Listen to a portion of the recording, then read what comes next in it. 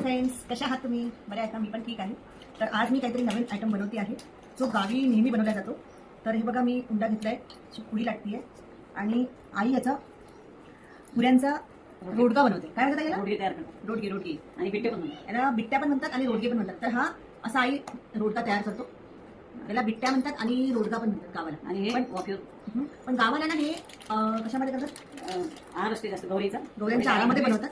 आणि तसे पण इथे स्टीमवर पण करतात. हा, तर गावाला आर वगैरे ते त्याच्यामध्ये टाकून हे भाजतात.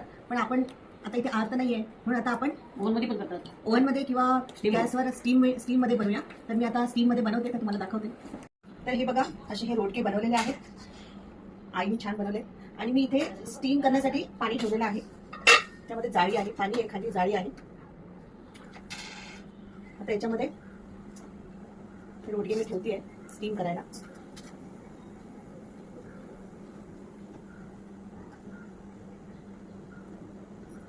आता हे स्टीम होणार. मग आपण बघूया कसे होतं. चला तर मग आपण बघूया की रोडगे आपले झाले आहेत की नाही. वाव, हे आपण असे बघूया. वाव, छान झाले. हे असे स्टीम केलेले रोडगे जे आहेत ते खायला खूप छान लागतात. मी खूप दिवसानंतर बनवलेले आहेत. तर आपण आता खाऊन बघूया. इथे मी आलू वांग्याची भाजी बनवलेली आहे.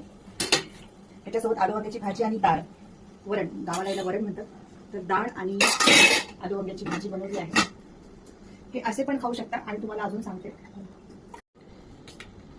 हे कट करून मी याला थोडे फ्राय करणार आहे. तर हे असे तेलामध्ये तळून पण छान लागतात.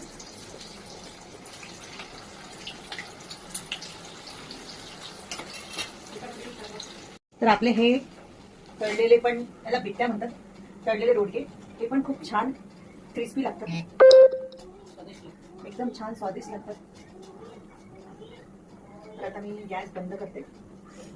तर ज्याला हे आवडतात ते हे खाऊ शकतात आणि ज्यांना हे आवडतात तर हे खाऊ शकतात. आपण दोन्ही प्रकारचे खाऊ शकतो.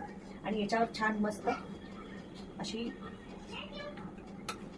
तुपाची धार टाकायची. डाळीमध्ये पण तूप टाकायचं. तूप टाकून तुम्ही छान मस्त खाऊ शकता. तूप हे हेल्थसाठी खूप छान असतं. चला तर मग आपण आता आईला देऊया. चला तर मग ताट आता रेडी आहे. आता आईला गरमागरम हे बिट्ट्या आणि रोडगा हे दोन्ही पण दिले. आई, तो टेस्ट करून बघ कसे झाले. कशा आहे धीरज? कशा? हा तळलेला रोडगा नाही. हा वाव, कसे झाले? बापरे, खूपच सुंदर, मस्त. अरे वा, आईला आवडलेले आहेत, म्हणजे छान झाले. तर तुम्ही पण नक्की घरी करून बघा. एकदम छान टेस्टी. बाय.